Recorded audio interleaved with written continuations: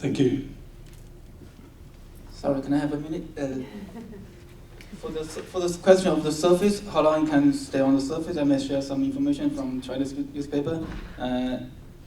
25 Celsius degree in the air, 2 to 30 minutes. And if it's 10 to 50 Celsius degrees, 240 minutes. And if in the outside, it's 24 hours from 10 to 15 Celsius degree. And if with 75% alcohol, it's going to be less than 5 minutes.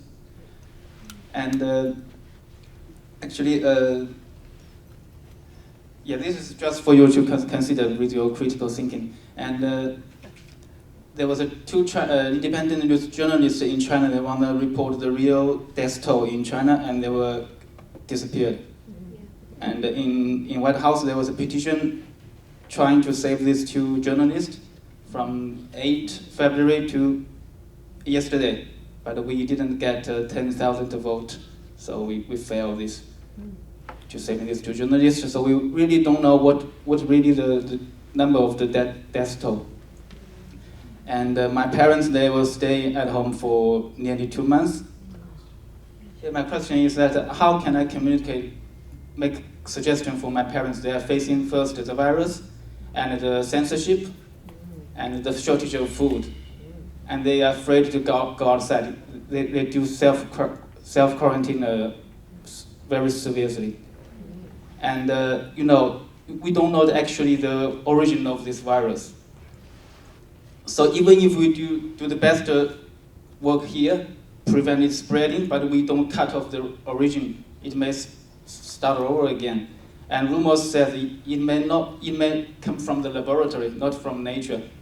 And even this virus is natural, the outbreak for sure is man-made. If you have read the news, the Chinese government want to cover it. So we are facing first time the virus, second, simultaneously the totalitarian regime. That's worse than the virus. So this may come over and over again if we don't stop that. Thank you for those comments. I'm not sure there was a question there that any of the panel would like to address. Just the case fatality rate. I mean, we don't just have data from China now. We have quite substantial data from a lot of other sources to sort of corroborate and examine the epidemiology of this infection. So outside of China, in a number of countries, we have data on case fatality rates, hospitalisation rates, etc. So we're not just dependent on the Chinese data, and we also have these interesting natural experiments like the Diamond Princess, where there's a whole lot of testing in time, and we do have case fatality rates, etc. from that. Thank you. This kind of relates to the Diamond Princess a little bit. Airlines are saying that they have virus filter controls on airplanes. That's the news that is coming across because they're trying to get people to still travel. Is that effective at all? Just for a common thing that people might be thinking about if we're travelling in planes, and of course ships have them as well. And if they've put people in isolation through the air conditioning, could they be getting, with it circulating round and around, get something? Can I take that again? No. Okay. Thanks, Sarah. I was just going to say I'm not sure about what the filters have, but certainly the international flights have HEPA filters, and we are fairly familiar with the circulation of the air in those international flights, and that's why our advice regarding the numbers of rows surrounding a suspect or a confirmed case. In terms of our domestic flights, I don't believe it is the same, but we are using the 1 metre rule, and that's the advice that we are currently giving. Any other comment? I don't know anything about the kind of ventilation systems and ships. No, did you have anything to add? No, not on the ships, but on the aircraft. That's absolutely true. There's HEPA filters in the system. The airflow goes from the nozzles down. It takes it down through the floor, where it goes through the filtration system before it comes back out the top. So they are taking more care at the moment with those HEPA filters. Thank you. Right, we're down to the last 5 minutes.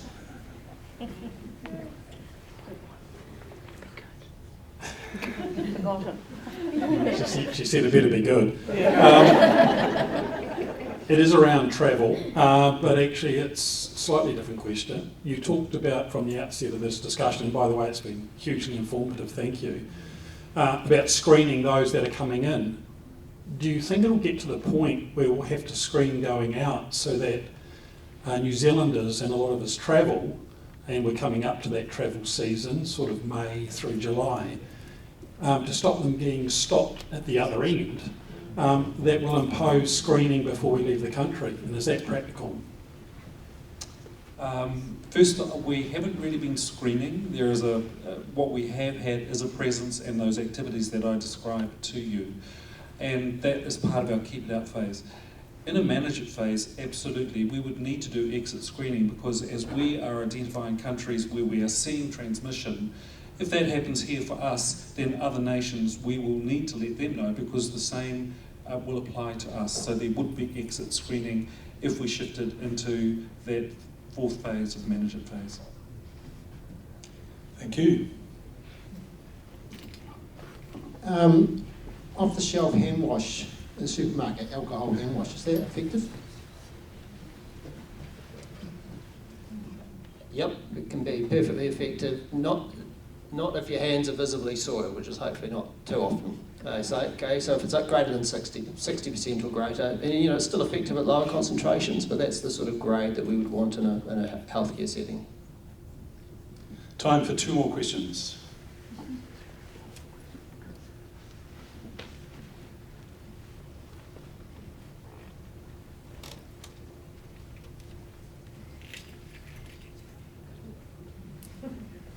Hello. My question is around sort of preemptive isolation, because I have a 13-year-old with cystic fibrosis, so I'm greatly concerned about lower respiratory and breathing distress. So sort of what incidents of infection in the community should I be sort of looking for before I go, okay, this is where I pull her out? I'm planning on dealing with this the same way I did with the H1N1 pandemic, and I pulled her out of the community before the infection rate got too high. So I'm just sort of thinking around timing. When do I pull her out to give her the best chance to prevent infection?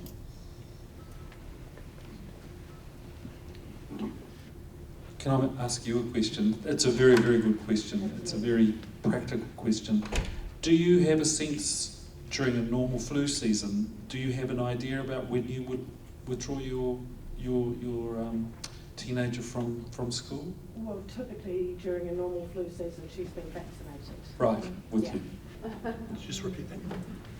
Okay, I'll just repeat that, yeah. So during a normal flu season, she is vaccinated and she's protected with all of the vaccines that are available to us, yeah.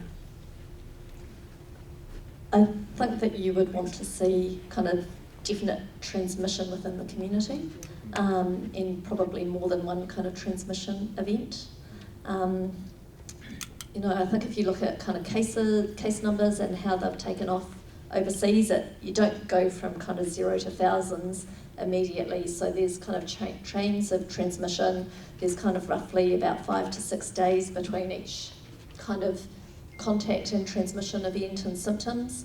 The cases that have been in Auckland have been in household contacts, so not sustained kind of community transmission. So I think that it would be kind of more than one event of definite community transmission before you would kind of be looking to withdraw her from school. Thank It's you. a bit of a pure and feel thing though, isn't it? Last question. We've got someone here's answered a question for you. A new one? No? All right, it's all yours. I haven't had a question yet. Mine are all answers. My question is really, this is great. The demographics here are one particular type. How do you get the message to the people that are not here? So those decile ones, etc., who are people that we will infect, they will infect, but there's a particular range of people that are here. How do you get the message to other people? Good question to finish on. Thank you for your question. We are already having community meetings. We had a meeting with the Afghan community on the weekend. We are having hui with Māori and also organising the same with our Pacific families as well. There are specific needs for those communities, and so that's why having hui, having meetings with translation for those of migrant populations is really vital, and that work is definitely in train. Thank you. And whatever you can do as a particular demographic in our city to spread the word with what you've learned tonight, please do it, because it's, as we have said right through this presentation, it's really, really important. We are masters of our own destiny to a great degree.